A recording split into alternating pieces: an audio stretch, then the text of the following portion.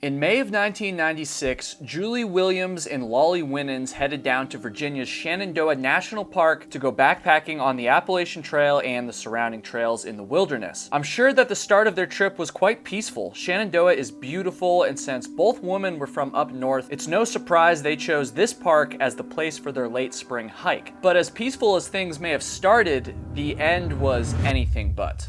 After not hearing from his daughter, Julie Williams' father contacted the authorities and reported the woman missing. He knew they were in the park somewhere. And he was right, because only a day later, the searchers, the woman's friends and families, they all had their worst fears confirmed as true. In a wooded campsite only a half-mile away from their parked vehicle, investigators discovered the scene of what would go on to be one of, if not the most horrific crimes in national park history. And to make matters even worse, almost 30 years later, we still don't know who was responsible. This is the tragic story of Julie Williams and Lollie Winans. So I'm not gonna lie to you guys, this story is f***ed. There's nothing redeeming about it. There's no happy ending.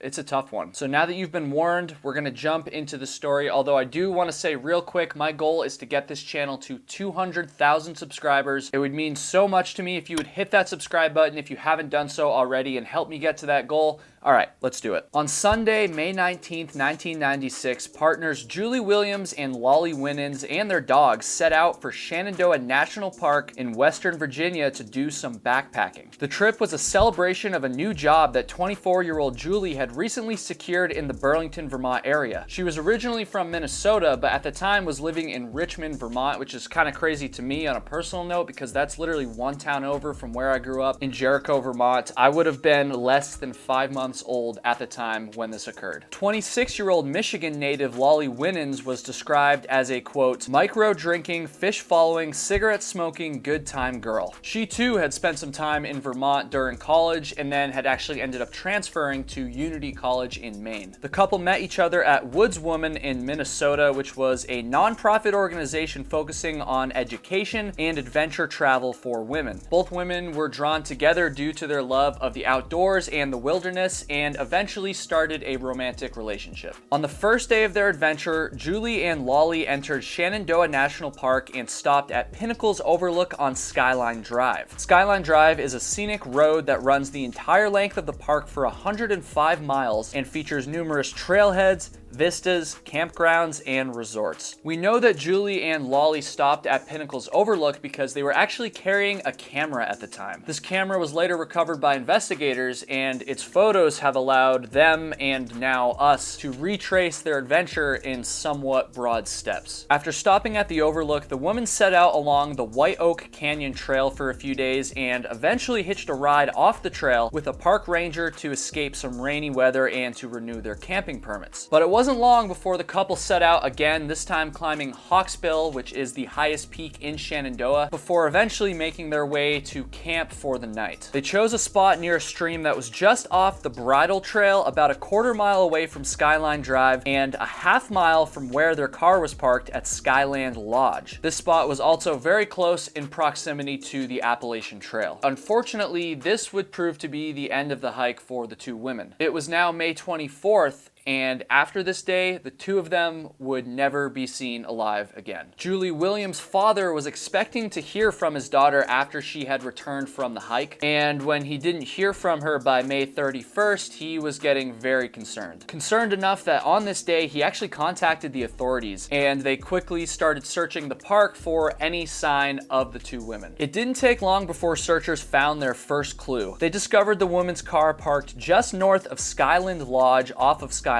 Drive. Deputy Chief Ranger Bridget Bonet was quoted saying, "We started doing hasty searches to cover all those trail corridors in that general area to see if we could locate them. At some point during those hasty searches, we did locate the dog." That's right. The second clue into what happened came when the searchers found the two women's golden retriever wandering through the park with no leash and no owners in sight. And so, of course, they continued searching, and the next day they made a gruesome discovery. On June 1st, 1996, rangers discovered the lifeless bodies of Julie Williams and Lollie Winans at their campsite. According to reports, it was a very violent scene. I'm not going to describe it on here in detail. It's too much. All I'm going to say is that Lollie's body was found inside the tent, and Julie's body was found down an embankment about 30 feet away from the campsite. It was an absolutely horrific discovery, and obviously it launched the investigation into what had happened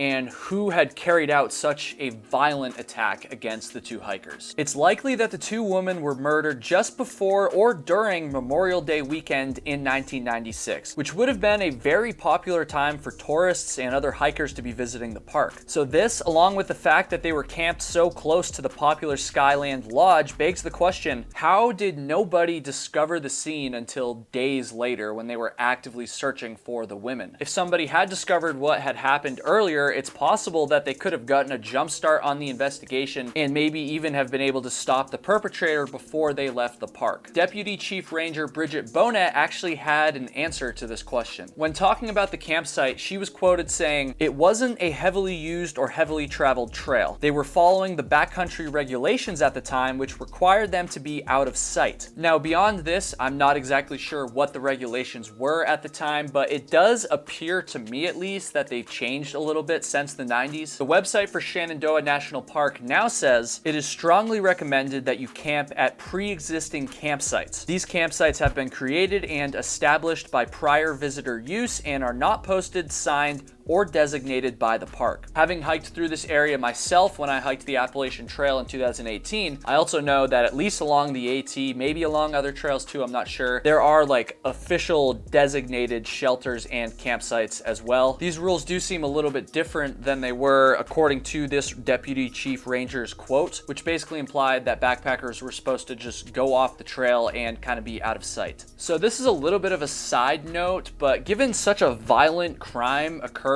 in like a very heavily trafficked national park, it's reasonable to think that the public may have been at risk. I would assume at least that the authorities would want to spread the word quickly, not only to help generate leads for the investigation, but also to just warn people in the interest of public safety. But that's not what happened. Bizarrely enough, the National Park Service waited a full 36 hours before announcing to the public that the murders had occurred. They told everybody that it was a, quote, isolated incident and that the murders appeared to be random. Now, I'm sure they had their reasons for waiting so long to tell the public about this, but I don't know, it just seems weird to me that they waited so long, perhaps even a little bit negligent. But nonetheless, this is what happened, and at this point, the investigation was on. Someone needed to be brought to justice for committing such a heinous crime, but in 1996, over 1.5 million people visited Shenandoah National Park, so it would be hard to find a suspect. Since the murders took place on federal land, that left the federal government in charge of working the case. The National Park Service teamed up with the FBI, although they did receive some help from the Virginia State Police's crime scene unit as well. And despite generating thousands of leads, no suspect emerged for over a year after the crime occurred. However, in the summer of 1997, all that changed.